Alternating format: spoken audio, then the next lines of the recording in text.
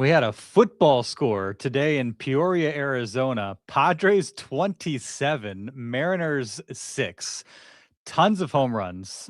Padres lineup without the WBC guys performed like the Dominican Republic's WBC lineup today against Seattle. Lots to talk about in terms of what the lineup did. Pitching as well. Walker Buehler, his Padres debut, the day after Joe Musgrove makes his first appearance post Tommy John. Lots and lots to get to. We got boots on the ground, ladies and gentlemen. Sammy Levitt joining us from Peoria. Just made the walk back from the Peoria Stadium to the Padres facility, and he is with us. So excited always to have Sammy on and to get his thoughts on what he saw, what we've been hearing, and the big storylines as they relate to the Padres. Appreciate OGs, a sponsor of the On Fire podcast. Thanks to OGs and all they do for the NBC7 sports team. If you need a place, maybe when the Padres are on TV, catch lunch, catch the Padres, NBA, NHL, PJ Tour on the weekends, whatever your sport of choice. And of course, baseball. Once opening day rolls around, hit up one of many OG's many San Diego County locations. Great menu, awesome beer list. Again, huge shout out to OG's. Thanks to all they do for On Fire and the NBC7 sports team. Without further ado, the walk-up music. Wait for it.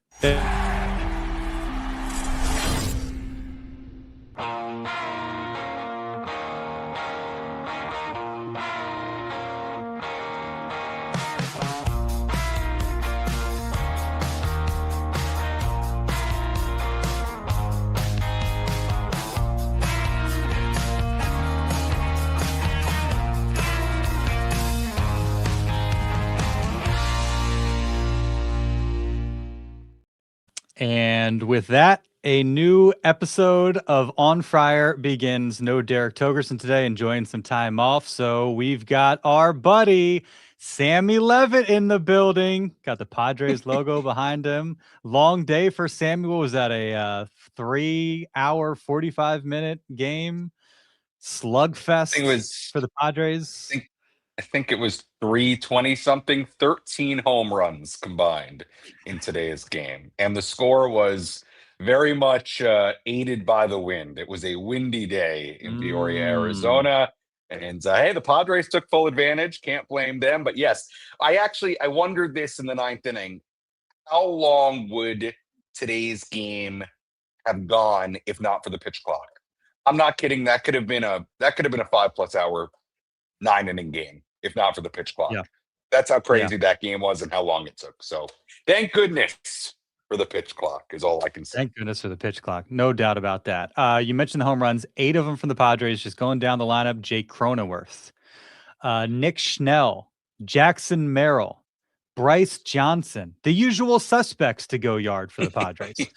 Miguel Andujar, Tirso Ornelas, Sung Moon Song, and Freddie Fermin. What a display. Here's my question for you, Sammy. We saw you working on your arm in Peoria. If you were pitching for the Mariners, would it have been much worse? I don't know. I don't know if you saw the video. Got it up to 66 miles per hour. So I'm looking to get some tips from Ruben Niebla and maybe get up to 70, 75 by the time we get out of here. But, never put it past me. When you've got my kind of stuff, little deception in the delivery, might be able to get some guys out. You never know. Maybe have Ruben fine-tune your sweeper like he's doing with Walker Buehler right now. That's right. I think I got to get in my lower half a little bit. I've heard that in the comments. Lower half a little bit and stay closed. If you look at the video, I'm kind of flying open. When I get back on the mound, when I get back in the lab, I'm gonna try to stay closed, engage my lower half, and we'll see. I think I'm gonna try to get Ruben involved in a video here before we go with some tips. He'll watch some of my tape and give me some tips on how I can level up to 70 miles per hour. We'll see. It's just like an automatic 500,000 views. Like post it, boom, done. Hey, how many notifications? No. We are I guess 2 months in. Like, how many notifications are you getting now for the year-end video? I still get some. Yeah, there's still likes that go to those videos. There are still follows that come from those videos. So some, it's nowhere close to what the final couple of weeks of the year look like. Sure. Yes, of course. That's another level. But yeah, I still get a good amount per day from it. Yeah, I think it still pops up for people on their feeds. Yeah. It sure does for mine. Apparently Sung Moon Song battling an oblique. Were you with Stammen when he was chatting after the game? And so he played shortstop, homered today, but then something to watch as that continues to flare up a little bit. Yeah, it was first a really good day for Sung Moon Song.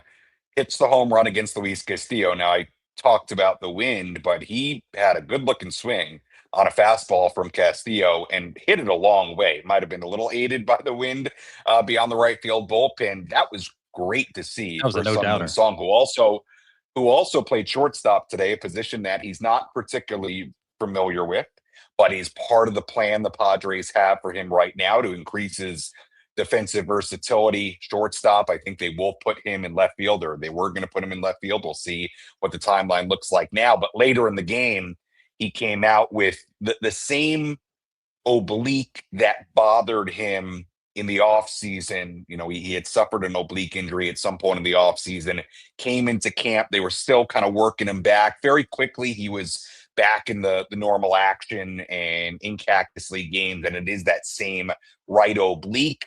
Unclear at this point, just after the game, what the severity is, but certainly something to note. And, you know, an oblique can be tricky. So, you know, wouldn't be surprised if it's something that keeps him out or limits him for some period of time. And obviously that could have implications on the opening day roster, now exactly 3 weeks away from opening day. But here on Thursday afternoon, it's 5 p.m. here in Arizona.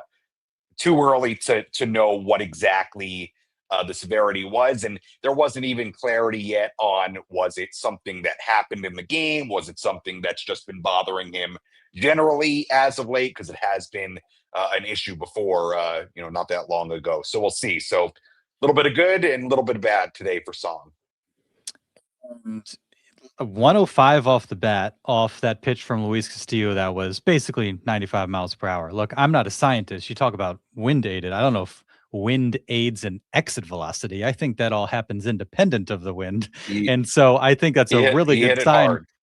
Yeah, and that's not the first time. Like that's been, I've seen, I forget exactly who, maybe it was from Kevin Acee, but has discussed how like he's made solid contact against some velocity this spring, and that being kind of one of the promising signs. Yeah, he's made solid contact, and I think when you see him up close, he's a pretty. I mean, he's not super tall, but he's a well-built, strong guy. Like I do think there's going to be power there. Obviously, the question early on is going to be, can he catch up to the velocity, hit major league pitching on a somewhat regular basis? Even if his bat is kind of behind his glove, it may not matter as far as how they view him on the opening day roster. And looks like he's going to play good defense and be versatile. So if he does that and he can at least hold his own offensively at the start, that may be good enough. We'll see. But he's been encouraging, I would say. And today, another good step. I was just counting them up. Off the top of your head, could you guess how many exit velocities over 99 miles or better for the Padres in this game? If you just had to guess. 7. 20. 20. Oh, you know what? I'm sorry. I thought you had a trick question for me, that it was going to be low. Okay. That makes a lot more sense. I was going very low because I thought I thought it was a trick question. Okay. Yeah. It was not a great day for the Mariners defense. It was not a great day for the Mariners defense. It was not a great day for their pitching staff. At one point I was kind of working on a video and not totally locked into the action as the game got later. So I apologize for my error. I thought it was a trick question. No, because there were a lot of pop-ups and fly balls that got dropped and sun balls. Sure. So I was like, man, maybe it's way, way low. But no, 20 makes a lot more sense. Yeah. Let's talk about Walker Buehler. How should we feel about Walker Buehler's Padres debut? I thought, considering the wind, it was really, really good. He said after the game or after his outing, look, everything, it felt good. He's got a bit of a different pitch usage that he's trying to work with right now. He was very, very fastball heavy last season, and I think there's an acknowledgement that he can't quite work that way. It's going to have to look different as far as his pitch mix. The thing that he said today, which was really, really noteworthy, I thought, is he essentially said that his elbow only stopped hurting 4 weeks ago. And, it sounds like it's just been a continuous problem for him ever since getting that second Tommy John. And obviously he comes back and he pitches in the postseason with the Dodgers, and then last year doesn't go well in Boston, goes to Philadelphia, has a little bit of success towards the end. But clearly it's something that still, as of not that long ago, bothered him still. And probably is a pretty good explanation as to what the results were for him last year. And he said, look, I've tried different supplements and vitamins and treatments and nothing worked, but somehow about 4 weeks ago, his elbow stopped bothering him. So that's an encouraging sign. His velocity, I think, has been in a pretty good place, a place the Padres are pretty happy with. So I think when you take a look at his outing on the backfield over the weekend, what he did today, the fact that he feels healthy, that apparently that arm feels good, that I think the elbow is allowing him to now do some things that he wasn't able to do before. I think the signs for Walker Buehler have been very encouraging, and the results have been encouraging as well. So whether that means he's going to grab that number 5 starter spot or not, that remains to be seen. And I think there are a lot of factors that will go into that. But to this point, I feel like it's gone well for Walker Buehler in what he's shown, in, according to him, his health. And to this point, I think the results have been good. I do. Yeah, that quote about him being pain-free, and was it 2022 that he had the surgery and he missed 23 and then pitched 24 with the Dodgers? Right. And so, right. I mean, I'd have you're to look looking up when at exactly he had the surgery. He came back at some point in 24 and then obviously made it to the postseason, recorded the final that's out of a that long time to be World dealing. Series. Yeah. Yeah, but you know what? It kind of dovetails into, and I won't steal your thunder about what direction you want to go, but it kind of dovetails into Joe Musgrove a little bit, because actually the base of that question was that Joe Musgrove was talking yesterday about how, he's talked to guys, and sometimes it can take a couple of years post-surgery for a guy to feel totally back and back to himself and back to his abilities and where he was pre-injury. And Walker, so that was presented to Walker today after the outing. And Walker, agreed with that. He's a guy who's had Tommy John surgery twice. And, I think it's taken him quite a bit of time to start feeling good again. And then he admitted the elbow thing, and being pain-free just a little while ago. So, hey, if he's pain-free and the results continue to be good and the Padres feel he's at a good place, with his potential of what he can do for them, I think he's got a very, very legitimate shot to make this roster, especially when you consider that he'll have the ability to opt out if he doesn't. And there may be other teams, not that they've had a look at him in the Cactus League and you can kind of see what he's doing. There may be other teams that would pick him up and take a flyer on him. So I'm sure that is all going to be part of the equation when it comes to Walker Buehler. But no doubt to me, Darnay, he's been one of, I think the top storylines of this spring is, how is he? How's his health? How can the Padres and Ruben be able to work with him? And can he indeed come in and make this rotation out of opening day? Yeah, it's funny looking at, Baseball Savant right now and his pitch mix per season. And if you go, 2018 through 2020 into 2021, there's the red line at the very top, and that's 4-seam fastball. And then there's a cluster of other colored lines there at the bottom where you kind of some show me pitches and that sort of thing. But when you're pumping 96, 97, you're able to rely so heavily on that fastball. the velocity just, it's not going to be that anymore. And today was 92 and change, and hopefully it's 94, maybe 95 as he gets healthy and the season goes on. But then you see a cluster of like, he showed 7 pitches, I think 4-seamer 26% of the time, like basically half as often as he used to use it. Yeah. Do you get the sense that that's what Walker Buehler will be now moving forward? Hope there's another tick or two in the velocity, but he's going to show you a lot of different pitches like we see like Yu Darvish, Joe Musgrove, and others. I do. I think he's going to be doing it differently. Yeah, it's not going to be that heavy 4-seam fastball usage. I mean, you alluded to it, but today was a pretty good example where he was, and again, 47 pitches on March 5th in a Cactus League game. I don't want to get too crazy with it, but 26% 4-seam, and then he was changeup, sweeper, sinker, cutter, all around the same knuckle curve, slider. He is a guy who offers a ton of different pitches, but it does sound like the days of him being very fastball heavy are behind him. And I do wonder how much that is the work of Ruben Niebla and this pitching group to figure out what the quote unquote new version of Walker Buehler is going to be. And we've seen the Padres do this before. Everybody's situation is a little bit different, but we've certainly seen the Padres take guys that are at different points in their career and really get something pretty special out of them. And maybe that's the case for Walker Buehler in 2026. We're going to find out. We've heard some whispers about a potential of a 6-man rotation. I think to a degree, it's like you got to make sure there's 6 guys that are worthy of that. But I think there's at least 6 names that are intriguing enough when everything is said and done that I could be comfortable with them starting there. And if somebody's just not working, you trim it down that one spot.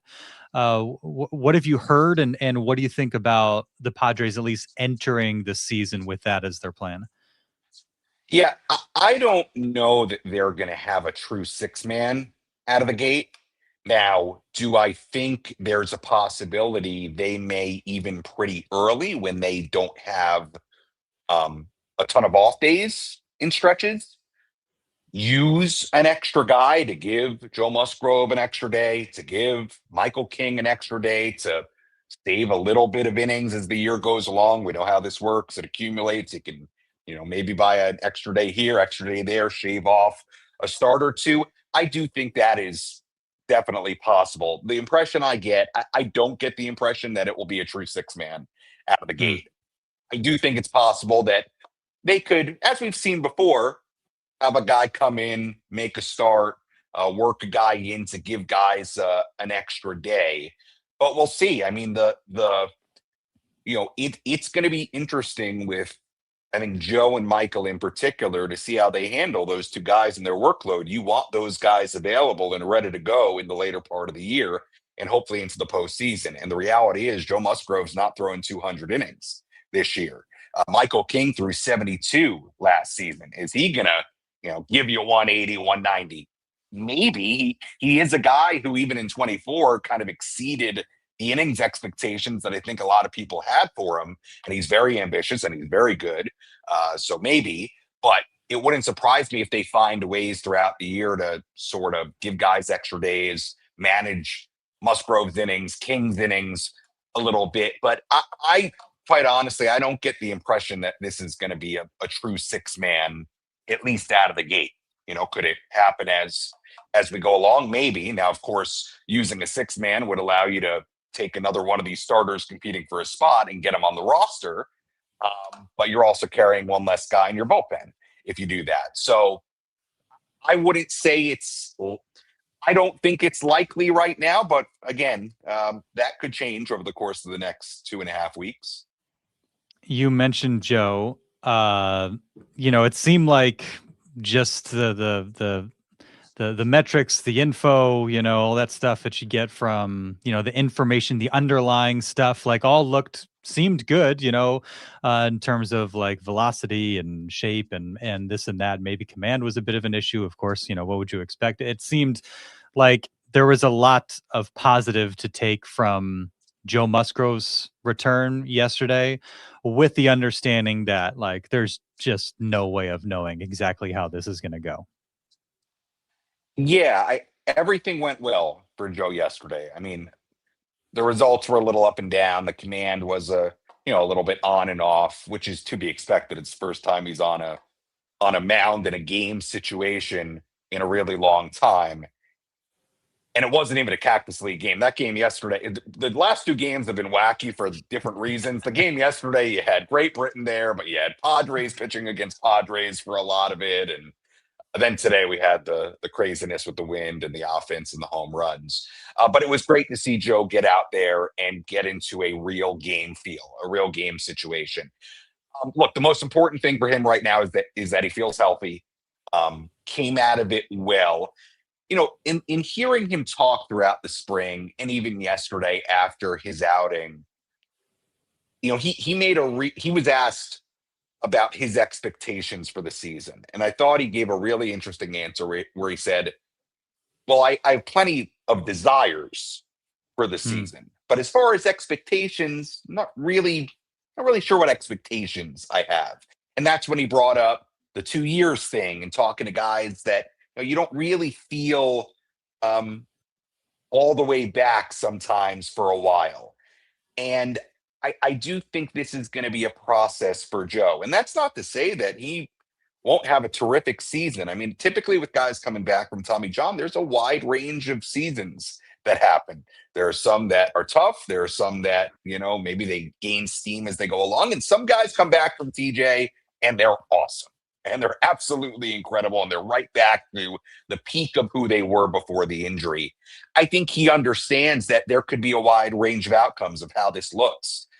And that this is a process. And it may take some time for him to kind of get it all the way back. So, I don't know if I want to say like temper your expectations, but in talking to him, it feels like that word expectations is an interesting one because I think he's still trying to figure out what to expect out of this season and what it's going to look like and how it's going to feel and how the recovery is going to go of pitching every 5-6 days.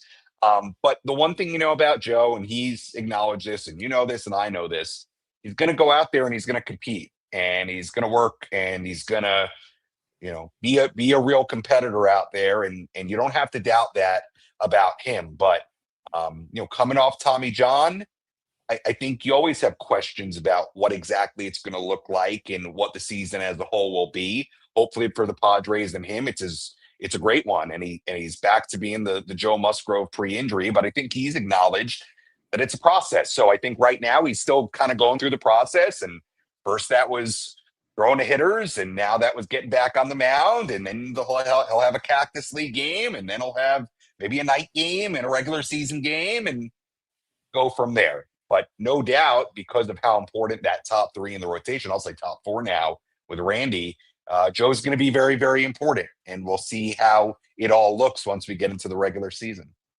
Yeah, that's the tough part because, like you said, Joe's going to be in there. As long as he's healthy, Joe is in there. Of course.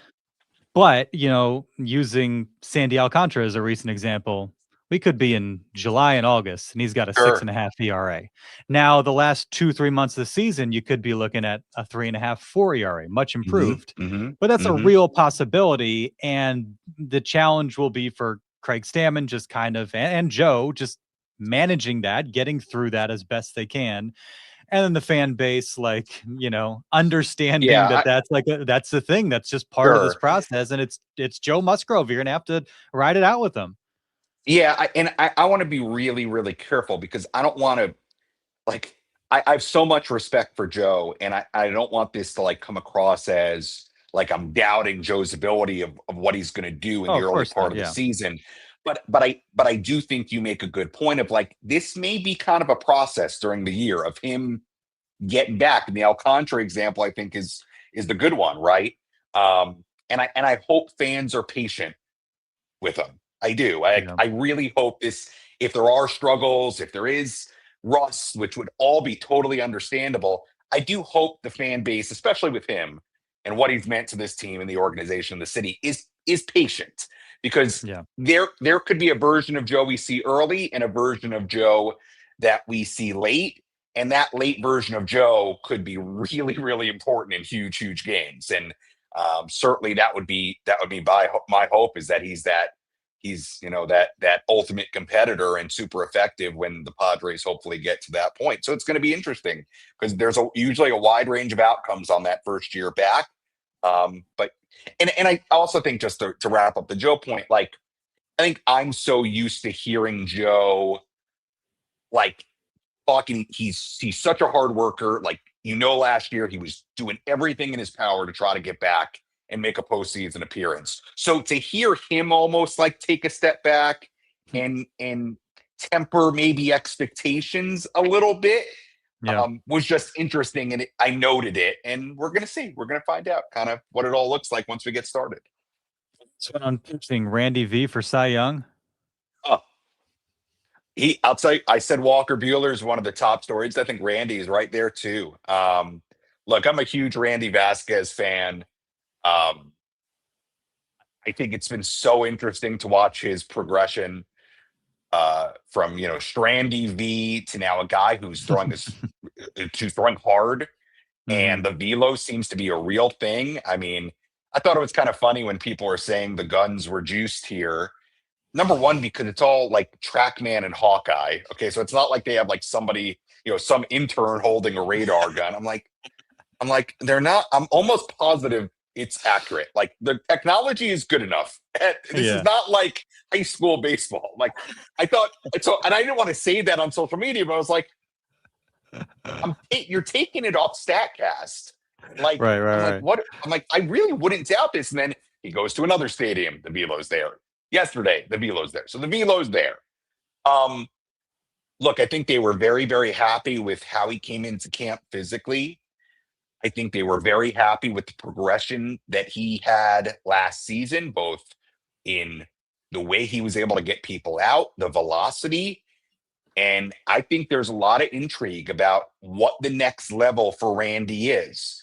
This is a guy who just kind of figures it out. And that's kind of why I think a lot of people love him, because some of it's inexplicable with the underlying numbers, and he just figures it out. But I do wonder, with the way he came in physically, the uptick in velocity, what we saw late last year, if we're going to see Randy kind of go to another level this year. And I think it's kind of exciting. What is the ceiling for a Randy Vasquez? And my goodness, what a boost for this pitching staff and team if he can make a jump this season.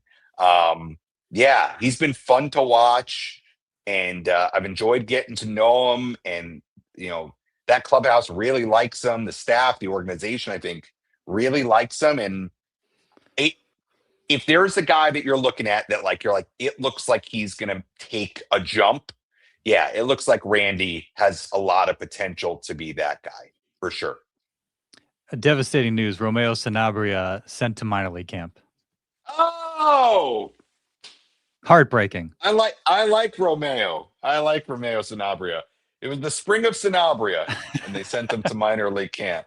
You know what? Just on a serious note, I've now had a chance to get to know Romeo last couple of years here. He was in major league camp last year. His locker was between Manny and Fernando, and this year it was on the other side of the doorway. It was between Xander and Jake Cronenworth.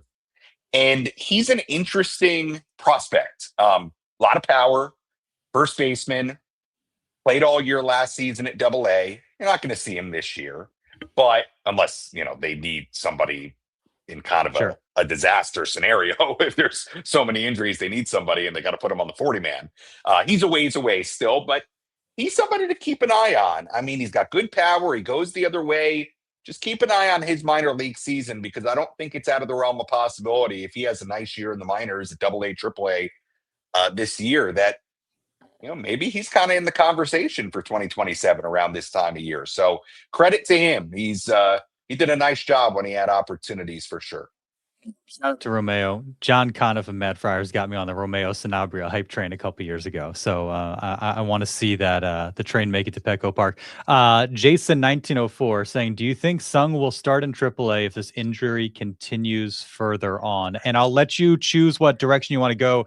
If you want to just answer that directly, or do we take this into a conversation about the bench competition and where Ty France has been raking, obviously Castellanos, Miguel Andujar.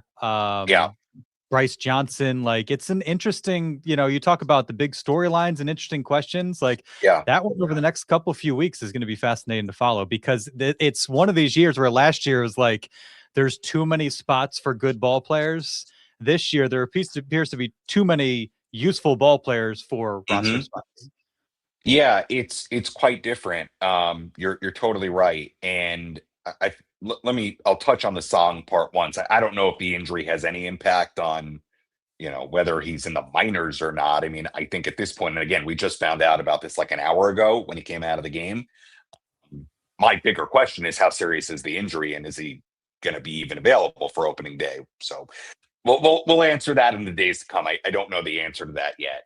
But let's focus on the Song and just bench part of it, because I think you look at it, to me, there are max 2, maybe only 1 bench spots available. And I say max 2 because if you're assuming that Song is going to make the opening day roster, then you're really talking about 1. You're talking about a 13th spot. If you're assuming he's not and he's just in the mix for that spot, then you're really talking about 2. So I think it's going to come down to a number of different things. What they want on the roster as far as an infield type, more of an outfield type, somebody who can maybe pinch run, what kind of offensive player do they want? And I don't have the answers to that yet, but you're right. There are a lot of options. Ty Francis's come in, done a nice job. Jose Miranda got off to a really good start. There are a number of other names you could even throw in that mix. And then you have the guys that are already on the 40-man. I mean, keep in mind, Mason McCoy has been around a while. I mean, has a good glove, can give you a pretty good at bat. Will Wagner's on the 40-man. Look, Bryce Johnson, I would say, to me, as long as they don't wake up on the day they have to make the decision and decide that it's got to be somebody who can play the infield, to me, Bryce Johnson makes a lot of sense. And I would almost be surprised if it doesn't end up being him. That's my personal opinion, because you look at the roster, if they would carry like another infielder, well, then you don't really have a 4th outfield type. I mean, right now you've got your 3 starters, Laureano, Merrill, and Tatis. There's talk of playing Song in left field. Never played there. Yes, Castellanos can go out in right field and spell Tatis. I don't know that that's an ideal scenario for them. Yeah, Andujar, again, can go out there and play, but you really don't have like the 4th outfield type. And I always like to use this example because it does come up so often in the regular season when one of your starting outfielders, tweaks something and you're not putting them on the IL, and you're kind of in that in between, and you need somebody to come in and play a few days.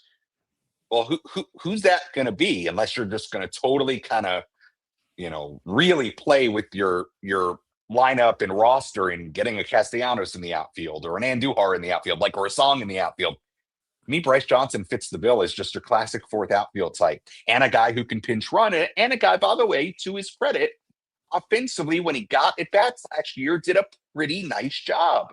Did a really nice job. So I kind of view it as Bryce Johnson's job to lose, assuming there's 1 spot. I think it makes a lot of sense that he's that guy. I do, and I think it fits what they have currently. So you're right. The addition of Andujar, the addition of Castellanos, it very quickly went from this was going to be kind of like a spring training of the last couple of years where there's a lot of spots you got to figure out. And it very quickly became, there could only be 1 bench spot if everybody stays healthy throughout spring training. So you're right. They have a lot of options. This time of year, Darnay, we talk about a lot of these non-40-man guys and guys that are on minor league deals. And I feel like we sometimes just miss what the obvious answer is that's already on the 40-man. And to me, a McCoy, a Wagner, a Bryce Johnson, I think they certainly have Johnson in particular, they really have a good shot to make the team and be that guy. But, you never know. Each year is different. I mean, I used this as an example on the radio a couple of days ago. Tyler Wade showed up at spring training a couple of years ago and was a minor league contract guy, major league invite, and earned his way onto the team out of spring training and ended up being a a fairly significant part of the group for the next 2 seasons. So you truly never know. But again, like the thing with somebody like Bryce Johnson is he's out of options. So if you don't put him on, I think a high likelihood you're gonna lose him. And Darnay, they may be willing to do that. But to me, he kind of makes a lot of sense to the point where like I'd kind of be surprised if it weren't him just based on the fit and what he brings. But you never know. Yeah, Bryce Johnson, 342 average with an 817 OPS last year. Again, in limited plate appearances. But and the other thing too is like you also have to have somebody that can play center field. And Ramon Laureano's done that, but it's been a few years since he's been a regular center fielder. And you have a lot of corner outfielder types, but Bryce Johnson is the one that you're like, yes, I feel comfortable with him at center. He profiles to me as like the classic fourth outfielder, and if he's not on the team and you do carry more of an infielder, I just feel like you kind of are missing something. Like it would be like, okay, well, who's kind of like the fourth outfielder on this team and the pinch run type on this team? And to me, Bryce Johnson fills both of those needs. And also, if you want to play the option game a little bit, Bryce is out of options. I'm just talking 40 man. Mason McCoy has them. Will Wagner has. Sometimes it comes down to that too. A couple more things before we let you go. Jake Cronenworth hitting leadoff today.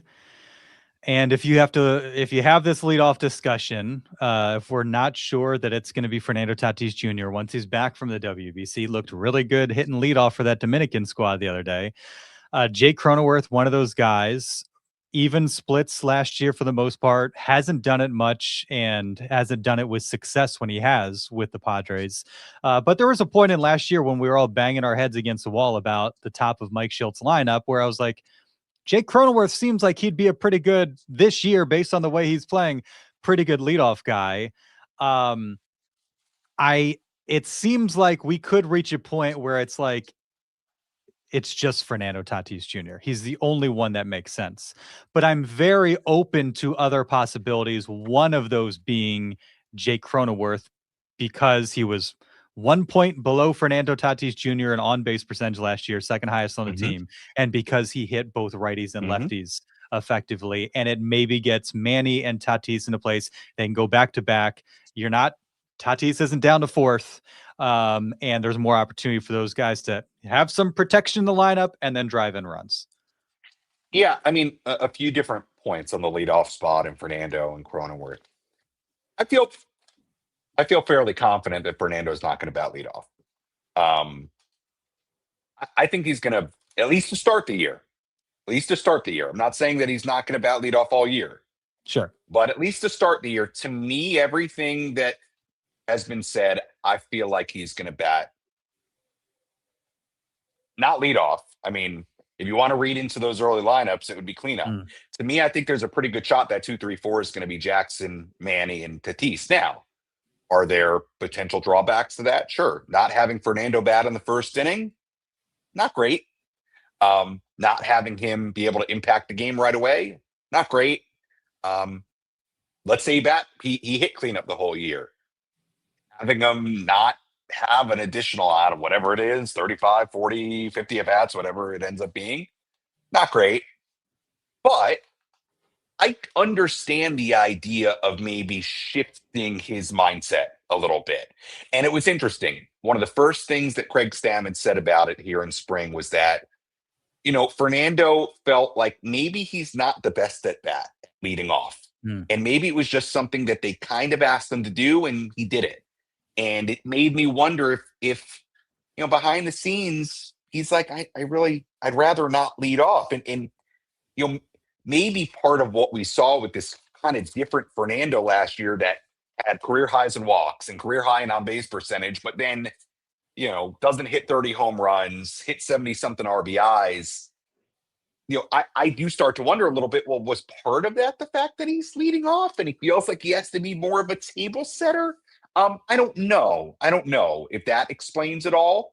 But I think based on what they need from Fernando, and I think what a lot of people, and myself included, feel like, hey, he's the on base and the walks are cool, but you want him to be 30 plus home runs, you want him to have 100 RBIs, you need him to be more of a consistent run producer. I understand trying to change it up a little bit and bat him cleanup. I think they like Manny and Tatis back to back as well. So my prediction right now is that he will not bat leadoff. I understand why some people will be like, he still should be your leadoff guy. Like the idea of not hitting that guy leadoff is silly, but I really understand like what the thinking would be to at least try it. Like, and what's the worst that happens is it's not working, or they want something different out of the leadoff spot, and he hits leadoff again. Like, and that brings me to another part of the answer and something you said. I get the sense that Craig's going to probably be a little bit more flexible than Mike was. We'll see how it all shakes out once they're in the season. Once things get rolling, because this time of year it's very easy to kind of say all these things. So we'll see what happens as it gets rolling and what he needs. But I think with Mike, he was going to bat Fernando first and Luis Ariz second, and that was it. And he was going to rely on the back of the baseball card, and that was it. And whether that was right or wrong, I'll let the listener decide that. But I think the results decide that, Sammy. Yeah, I mean, but I do get the sense that Craig may be more flexible than that when certain things are going on. Again, we're going to see. It's very hard to judge these things in spring training before a guy's first year managing the team. So I want to kind of just use that as the qualifier. So to continue the answer, if not Fernando, then who? The question becomes, right? Yeah.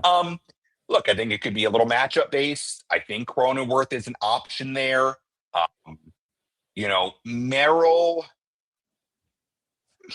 Merrill, I mean, I think Merrill could do great things in the leadoff spot, but I do think if you're going to have Xander there, you got to have the lefty to break him up a little bit. I don't think it's going to be Jackson, but could it be him one day? Maybe. I don't think it's going to be him though. Could be matchup based. Maybe it's Cronenworth against some guys. Maybe it's Bogarts against some guys. Maybe, one thing that I was talking to with somebody today is like, where's Ramon Laureano going to hit? Like, is he really going to be in the bottom half of your lineup again? Again, I don't know that he profiles as a leadoff hitter, but where's he going to hit? Like, if he's the Ramon Laureano of last year, so what? Is he going to hit sixth? Like, I don't know. It kind of feels like he's sixth or kind of feels like he should hit higher. So maybe it ends up being him. It seems like it's the one spot they don't have figured out yet. And I don't know if that's going to be more matchup based. I don't know if that's they really want it to be one guy. I think Xander could do it. I think Jake could do it as an option there. And I think they're still in the process of figuring that out. And it may be matchup based. It may not. We'll see. But I think there are options still on the table that they're trying to figure out. And to your point, Jake last year, did a nice job as far as on base, and maybe he is kind of a table setter, if you will. I'd be interested to see that. So we'll see. I don't think they figured it out yet. No. It appears they have not. And definitely one of and by the way, I'll say one more thing just about Jake hitting leadoff. This also all happened after the guys left for the WBC. So right. Yeah. But I think, I don't know. Regardless of that, I think he's one that is worthy of some consideration. For sure. Agreed. But then Xander Bogarts, just based on those early lineups, like you said, seems to have kind of the leg up in that competition. Lastly, WBC, what was it? Tuesday night was incredible. Just what the Dominican Republic squad did, Manny and Tatis and Juan Soto and all that. Your level of excitement for the WBC, or what is the thing you are most looking forward to watching once the games really begin on Friday? Because you got Mason Miller as well. You obviously have all the talent in Japan. What does the U.S. do? And then obviously for those of us around and following the Padres, Xander Bogaerts as well. But that DR team just has potential to be incredible. Yeah, I'm looking forward to all of it. When I saw those highlights from the Dominican Republic the other night, it really kind of got me amped up for the whole thing. I mean, the players really care. I mean, talking to Fernando about it, I mean, he loves being from the Dominican Republic. It means a lot to him, means a lot to his family. same with Manny and all these guys that go and play for their countries. And it means a lot to these guys. And watching the exhibition game the other day with Team USA, like, yeah, it's fun. It's nice to see how much this event has grown, how much fans seem to enjoy it now as well, and how much the players buy in. So I'm very excited. I caught the highlights of that game in Tokyo last night, or a couple of games that happened in Tokyo last night. I think it'll be really cool to see the Padres guys perform. I think a Mason Miller against Manny and Fernando matchup would be awesome from a Padre standpoint. And I think, like a lot of people, I expect Fernando is going to show up for something like that. I mean, this means a lot to him. And I would not be surprised if Fernando is like the best player in this tournament. I mean, we know what he can do, and we know that he kind of loves that spotlight. I know the playoff history has been a little up and down, right? I mean, it was so good early in 24 in the postseason, and then last year, wasn't. But there's no doubting that he truly lives for the moment, right? And feels like there's going to be a lot of that in this WBC. So I'm excited. I think it's going to be great. And to be honest with you too, like, it just breaks up spring training. Obviously I'm not going, I'm here, but it does break it up a little bit. Like, it might make things a little less exciting around here. Today. But no, not today, but it does. I took, by the way, like, I completely understand, like, a lot of these guys being like, hey, if I can get out of spring training for a couple weeks, like, especially guys who have their spots, like, they're like, Sure. oh my goodness, I'm going. Like, are you kidding? When you see, like, what the Dominican was the other night, and and we know some of these atmospheres are like I'm sorry, it's not.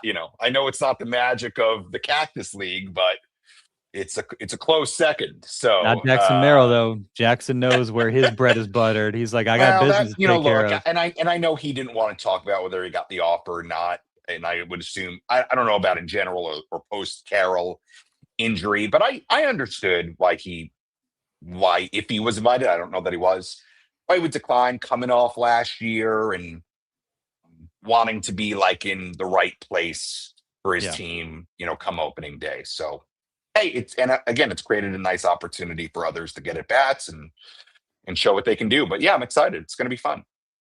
Great work out there, Sammy. Thank you. Thanks for making time for us in a long day. Yes, appreciate it greatly. A long day. Gonna go grab dinner, and we got a night game tomorrow. So, oh, nice. That's good. Yeah. So what's the first half of your day look like? Well, I gotta fix a headlight on my car, so it's actually unfortunate, but I gotta take it, and then but it's okay. Here, quickly before I go, there's been no off day since we've got here. Now, I want to be very clear. I'm not making a complaint. This is not a complaint. I know what I signed up for. I know what I sign up for throughout the season, and I get a lot of time to have Sammy time in the off season. It's not a complaint. However, it is the first time typically, like, there's been an off day before the games start. That was like a Mike Schilt thing, I think. And it's just between that not being the case anymore and just there's not having an off day in the Cactus League schedule for a while. There just has not been an off day. So yeah, last couple of days, well, you know what? I've been better, but, like, I don't know. A few days ago, I was hitting that Peoria wall a little bit, but I'm back. I'm back, and we're good. So need a day off to hop on a plane. Yeah, next week we got a couple. So yeah, you never know. Hop on a plane, take a trip. Never know. Bay Area or something. Get out of Peoria for a little bit. You never know. So can you figure it out? I was thinking about going skiing, maybe. Quick trip to, like, Park City. So I may do something a little crazy on one of these off days. A very quick Is there snow in Flagstaff trip right now? I went last year. I got to look into it. I'm not sure. I was up there and it was very warm. So I don't know is my answer. I'm going to look into it because I don't know if this Park City dream is necessarily doable. So I got to see the snow situation. It's been a brutal year, snow-wise, brutal winter for a lot of places. So I've got to check it out. Sammy, can you say the line? And with that, this edition of On Friar comes to an end. Goodbye. Thank you, Sammy. Bye.